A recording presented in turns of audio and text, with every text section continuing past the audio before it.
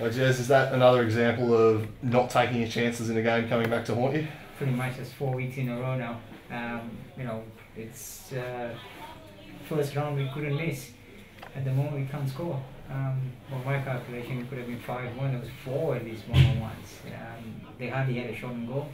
1 free kick, 1 goal, pretty much. Very frustrating. Almost feel like a funeral at the moment, to be honest.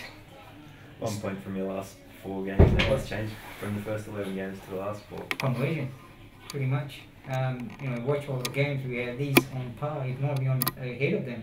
You know, take the Devonport game, we should have been out of sight. Cyprus game, we should have scored more in the second half. South Hobart game, we should have finished the game off too. This one was no better. Could have been easily 4 or 5 goals. But, you know, once you start losing, the problem is, and you've got young kids, the pressure builds up. If you don't get that second, you don't get the third, you don't get the gap, the pressure builds up, and all of a sudden you get a free kick in there, a bit of panic setting in. I didn't think it was a free kick anyway, but you expect those to be saved. It just happens, just, you know, that's what some pressure does to you. But I think the pressure's off us now. The pressure's on the others, so hopefully we can go out and enjoy it a bit more, and hope things change that way. Do you still think you're in the title race? It'd be difficult from here. Yeah, I think we'll be depending on other people's results. It's not in our hands anymore. So yeah, that means we can go out and enjoy it a bit more now. The pressure will be off us. The pressure will be more on the others. So today was, you know, we did enough that, you know, I can't blame them for endeavour, but the quality wasn't there in important times, whether the finishing or the final pass, it just wasn't there. Yeah. And how do you pick yourself up for the last 6 games, I think it is now, and you know, Oh, place pressure on at the top? I mean, the boys, I guess you're still playing for position at the end of the day. We want to finish as high as possible. We still want to finish in the top 4. So, you know, we want to achieve what we set up to achieve, is to set ourselves a benchmark for the next year and the year after. So for that we've got to keep going. We can't drop our heads, because otherwise all the efforts we've done thus far will be wasted. So that'll be enough incentive for the boys to make sure they set a benchmark they can be proud of.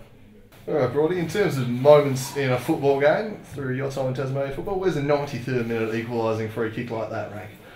Very good, very good. It's I'll just address the lads in the change rooms just then. And the first round against Lonnie City, we lost the game at their home ground in the 88th minute to a free kick. The first round, we've lost a lot of games, first and second round, by 1 goal, and a lot of them were scored in the 85th minute plus. However, it's nice over the last 2 or 3 weeks against Clarence, you know, scoring the 2 goals in the last 5 minutes. Also putting the pressure on right through the second half against Rangers. Really good game up north on the travel to Devonport, but then to come up against these lads, again in the Lacquer Cup, and also last time we played them here, we played with 10 men from the 35th minute onwards.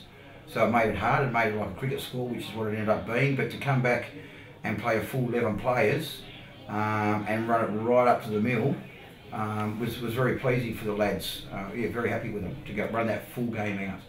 Can you describe your thoughts and emotions when the free kick did go in?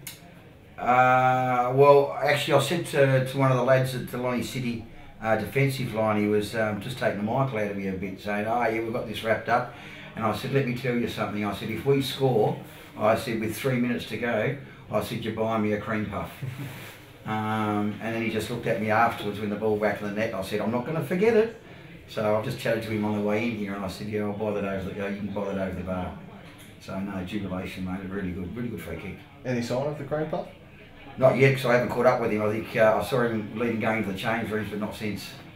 Your young keeper, Nicholas O'Connell, made a few big saves on Tyler Fisher in that second half. He must be rapid the way he's playing at the moment. Yeah, he's doing great. We've Dean May found him in the early stages when we had the junior NTC program, and he's come in. Originally, when Dean found him, we brought him in, and then all of a sudden we took him away to the state program, and he was only 12.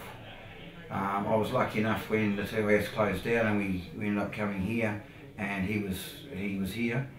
We've worked extremely hard on Nick. He's a lad that's got a great build for a goalkeeper. He's really keen to want to impress his knowledge of the game, and he wants to put it into practice and to jump up. He was out for 8-9 months last year, and to come in and play senior football consistently, he's keeping someone like Mitch Stalker out. Mitch is a great keeper, you know.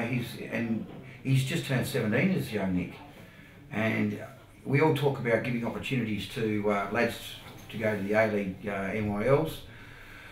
Goalkeepers are hard to find, you know, and we've got one really in our grips, and I don't want to hold on to him. I want to palm him off to somewhere on the mainland, and that's what I'm going to have a chat to Michael Edwards about, and I'll ring Dino up tomorrow morning and have a chat to Dino about him and see if we can get him an opportunity to go to probably like Central Coast or Newcastle or somewhere like that in the A-League Youth Academies, and get him exposed, because coaches, you always want to keep hold of your best players, but when they're young, you can't afford to hold them back. You want to be able to give them that shot, like we did with Joshy and Nathaniel and all those other lads, Wiley's obviously when we're through the programs. But Nick O'Connell's, James Hall, another good young lad at 16 coming on and building confidence in this sort of a level against some really good seasonal footballers. You just want to get them exposed. Just got confirmation of a 2-2 from up north. Yeah, that's you beautiful. happy with that, Rory? Mate, stoked. Yeah, stoked. I think I said about 3 weeks ago, I love fishing, and we've latched that big shark hook on the back of the Olympia lad's shoulders. Rangers are doing great for us at the moment by keeping that to an equal tally. We've just got a point out of these lads at home.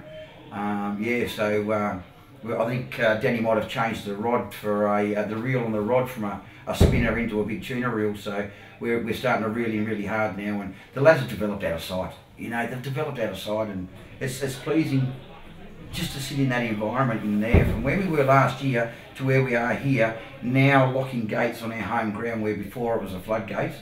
Now people are finding it very hard to not just score, but to actually walk away with points. And whenever a club comes here, and we've got South next week, I think they're really starting to work on how to break us down, because we don't give up, and it's a really good spirit to slowly instill into a new group. But our target is to overjump Olympia.